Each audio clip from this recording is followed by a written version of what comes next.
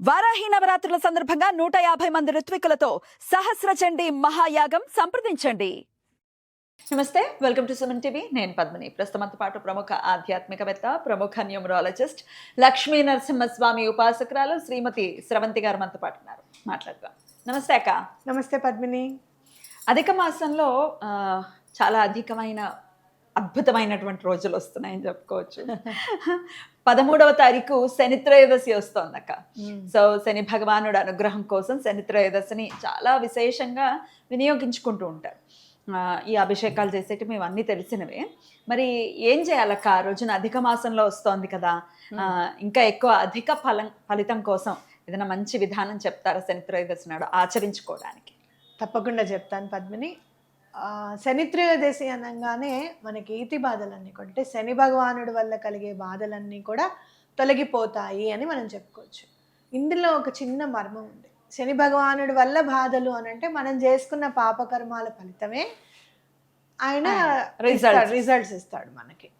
ఏం పాపం చేసాం బాబు, ఇంత బాధ పెట్టడం అవసరమా అన్నంత బాధ అనిపిస్తుంది. ఎప్పుడు అనిపిస్తుంది? ఈ జన్మలో మనం ధర్మంగా ఉండి మంచిగా ఉంటూ ఏం కష్టం రా బాబు, ఇది ఎంత మంచిగా ఉంటే అంత లోపలికి తోసేస్తున్నాడు ఆ భగవంతుడు అన్నట్టుగా అనిపిస్తుంది అనమాట. అప్పుడు ఈ సాటర్న్, ఈ శని భగవానుడు మనకి తప్పకుండా హెల్ప్ చేస్తాడు. ఆయనను పూజిస్తే ఏమవుతుంది మరి అని అంటే కర్మ పరిపక్వం అవుతుంది, కర్మని తొలగింపజేస్తాడు అనమాట. ఇప్పుడు మామూలుగా ఒక చిన్న లైట్ పెట్టామనుకో ఎక్కడన్నా రూమ్లో, వెలుతురు వస్తుంది. అదే ఇంకా కొంచెం ట్యూబ్లైట్ పెట్టామనుకో చాలా బాగా వెలుతురు వస్తుంది. అంటే మనం మామూలుగా పూజ చేసుకుంటే మనకి ఎంతైతే ఫలితం వస్తుందో, ఇలాంటి మంచి రోజుల్లో మనం పూజ చేసుకుంటే అధికంగా వెలుగు అనేది మన జీవితాల్లోకి ప్రసరింపజేయబడుతుంది అనేది మనం తెలుసుకోవాలన్నమాట. ఓకే. కాబట్టి శని త్రయోదశి నాడు మనం ఏం చేయాలి? మేము చాలా చేసేసామండి, ఏం చేసినా మా బ్రతుకులు ఇట్లానే ఉన్నాయి, జీవితాంతం మాకు ఈ శని మమ్మల్ని ఏడిపిస్తూనే ఉంటాడా అన్న మాటలు నేను చాలాసార్లు విన్నాను పద్మిని. అప్పుడు మనం గట్టిగా కాళ్ళు పట్టుకోవాల్సినవి ఆంజనేయ స్వామి. అద్భుతం. అలాగే మనలో మనం తేడా రావాలి అని అంటే ఈ సాటర్న్ వల్ల మనకి కలిగే ఇబ్బందులు ఎక్కువగా ఏముంటాయి అంటే రిలేషన్షిప్స్, అంటే ఒకళ్ళతో ఒకళ్ళకి సంబంధ బాంధవ్యాలు దేని మీద ఆధారపడి ఉంటాయి? జనరల్గా ఫైనాన్షియల్ మ్యాటర్స్ మీద ఖచ్చితంగా ఈ రోజు రేపట్లో ఉన్నాయి. ఎవరైనా కానీ ఎక్కడ గొడవ అని కాదు, చెప్పు నువ్వు. అన్ని సంబంధాలు ఆర్థిక సంబంధాల మీదే. అంతే కదా. ఇప్పుడు చాలా ఇష్టము, ఒకళ్ళకొకళ్ళు ఫ్రెండ్స్ ఉన్నారు, అనుకోకుండా ఒక ఫ్రెండ్ హెల్ప్ చేశాడు, ఏదైనా బిజినెస్లో లాస్ వచ్చింది, ఇవ్వద్దు అని లేదు వాళ్ళకి. కొరే నువ్వు అనుకున్నప్పుడు అడిగినప్పుడు నేను టైంకి ఇచ్చా కదరా, నాకు నువ్వు టైంకి ఇవ్వకపోతే ఎలా? దీనికి సమాధానం చెప్పలేక, ఫోన్లు ఎత్తలేక, అసలు మనం మంచి వాళ్ళు అనుకొని మనం హెల్ప్ చేసాం కదా అని చెప్పి ఇంట్లో వాళ్ళతో మనం మాటలు పడుతూ ఇవన్నీ ఉంటాయి. అవునక్క. ఈ పర్టికులర్లీ రిలేషన్షిప్ పాడైంది ఎవరితో ఉన్నా అంటే అది సాటర్న్ వల్లనే. ఓకే. పూర్వజన్మ కర్మానుసారమే మనం చేసాం అనుకోవచ్చు. అప్పుడు సాటర్న్కి కావాల్సింది ఏంటి అంటే ఆ కర్మని తొలగింపజేసుకోవాలి.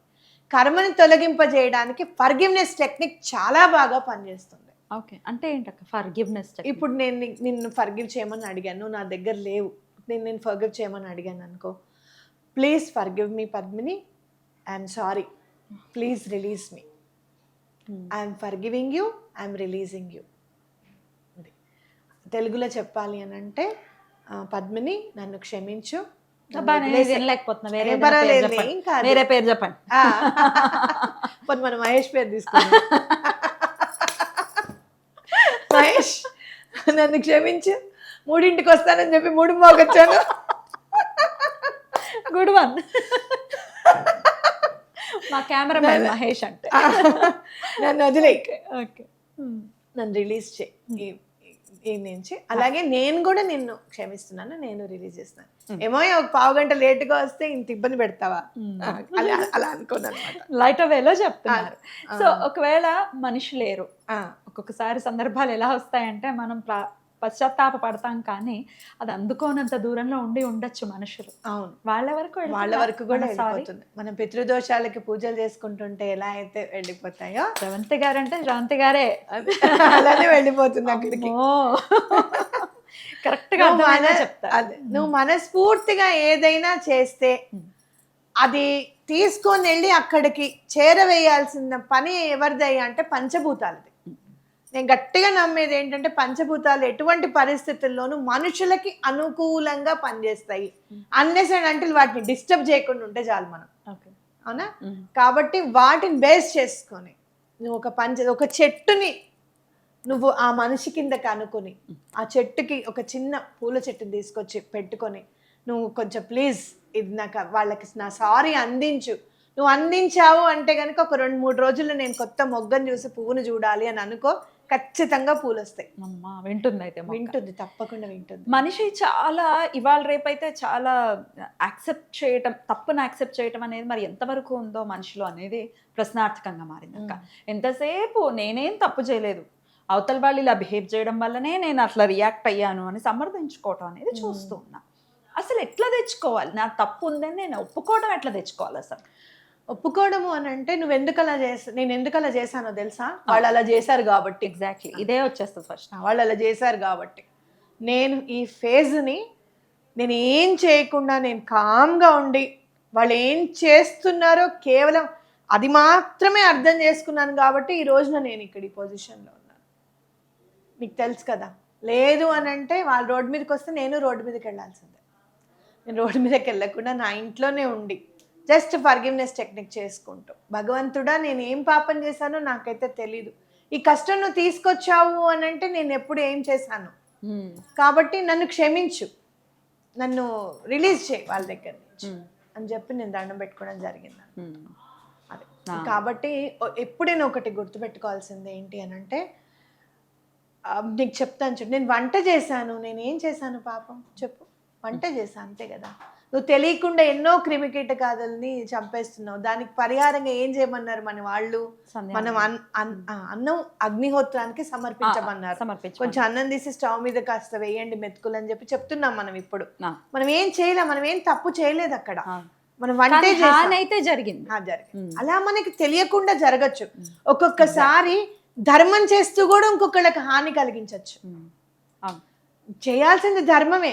ఒక మనిషికి ధర్మం చేస్తూ, ఇది నేను చాలా మొన్న ఆడియో పెట్టాను గుర్తుందని, ఇద్దరు ఆడవాళ్ళది అని చెప్పి నేను చాలా బాధపడ్డాను అని చెప్పాను చూసావు. ఒకళ్ళకి ధర్మం చేశాను, ఇంకొకళ్ళు కూడా ధర్మబద్ధమే అది కూడా, కానీ ఎక్కడైతే సంబంధ బాంధవ్యాలు ధర్మబద్ధంగా నెరపబడలేదో, అక్కడ అధర్మం ఎక్కడైతే స్టెప్ వేసిందో అక్కడ శిక్ష అనుభవించవలసింది. కాబట్టి మనం థిన్ లైన్ ఉంటుంది. మీరు ఎవ్వరికి చెప్పక్కర్లా నేను సారీ చెప్పానని కూడా చెప్పక్కర్లా. ఎదురుగుండా వెళ్ళి మనిషికి నువ్వు సారీ చెప్పాలని నీకు లేదు, నీకు ఇంకా రెచ్చిపోతారు వాళ్ళు, నీకు తెలియదు నువ్వు సారీ చెప్తే ఇంకేమైనా ఉందా అని అంటాం మనం, అవునా కదా? ఏందక్క మొత్తం మనసులో ఉన్నవన్నీ మీరే చెప్పేస్తున్నారు, యాంకర్ అక్కర్లేదు మీకు. నేను ఇదే చెప్దాం అనుకుంటున్నా. నిజమే, వాళ్ళకి సారీ చెప్తే నెత్తనెక్కి డాన్స్ చేస్తారు, మీకు ఏం తెలుసు? ఇది వచ్చేస్తుంది. వాళ్ళని మనసులో తలుచుకొని చెప్పండి, ఫ్రీక్వెన్సీ వెళ్ళిపోతుంది, తక్కువని వేవ్ లెంత్ టచ్ అవుతుంది, ఖచ్చితంగా మీకు హెల్ప్ చేస్తాయి పంచభూతాలు. అయితే ఆంజనేయుడిని కూడా మనం ప్రసన్నం చేసుకోవాలన్నారు కదా, ఆ రోజున ఏదైనా ఆంజనేయుడికి సంబంధించి చెప్పండి అక్క. తప్పకుండా చెప్తాను. మీరు ఏం చేస్తారు అంటే సింధూరం తెచ్చుకొని చక్కగా ఒక 11 ఆకులు తీసుకొచ్చుకొని, ఈ నెంబర్స్ లో ఆంజనేయ స్వామి నెంబర్ 58 అనమాట. 58 చక్కగా 58 నెంబరు దాని మీద రాసేసి చక్కగా స్వామికి సమర్పించండి. మాల ఇంట్లో సమర్పించండి లేదా గుళ్ళో సమర్పించండి. సింధూరంతో 58 రాయండి. స్వామి వారికి తన నెంబర్ కంటే కూడా రాముల వారి అంటే కూడా ఇష్టం కాబట్టి శ్రీరామ అని రాసి 58 రాయండి. రాసి ఈ 11 ఆకులు స్వామివారికి సమర్పించి కొన్ని అక్షింతలు తీసుకొని, అక్షింతలు మీకున్న ఈ సాటర్న్కి సంబంధించిన బాధలు, ఆర్థిక ఇబ్బందులు అన్నీ తొలగిపోవాలి అని చెప్పి స్వామివారి పటం కిందన, లేకపోతే ఇప్పుడు రాముల వారి చక్కగా అందరు విగ్రహాలు కొనుక్కుంటున్నారు చక్కగా చిన్నవి, అవన్నీ లేపి ఆ అక్షింతలు కొంచెం అక్కడ వేయండి. వేసి దండం పెట్టుకోండి. ఇంట్లో దండం పెట్టుకోండి. ఎటువంటి పరిస్థితుల్లోనూ మీకు సమస్యలు తొలగిపోతాయి. అద్భుతం. ఇది అంటే ప్రదోష వేళలో లేనప్పటికీ సూర్యోదయ అంటే ఈవినింగ్ 4 o'clock వరకు ఉంది త్రయోదశి. మార్నింగ్ చాలు, మార్నింగే ఇష్టమే. నీకు పొద్దున్నే లేవడం ఇష్టం, పొద్దున్నే పూజ చేసుకోవడం ఇష్టం, హనుమాన్ చాలీసా చదువుకోండి. ఆంజనేయ స్వామి చక్కగా మొన్న చెప్పుకున్నాం కూడా మనం, ఆంజనేయ స్వామి శని భగవానుడు ఆయన ఎందుకు శని భగవానుడు ఆయన మాట వింటాడు అని చెప్పి కూడా మనం చెప్పుకున్నాం.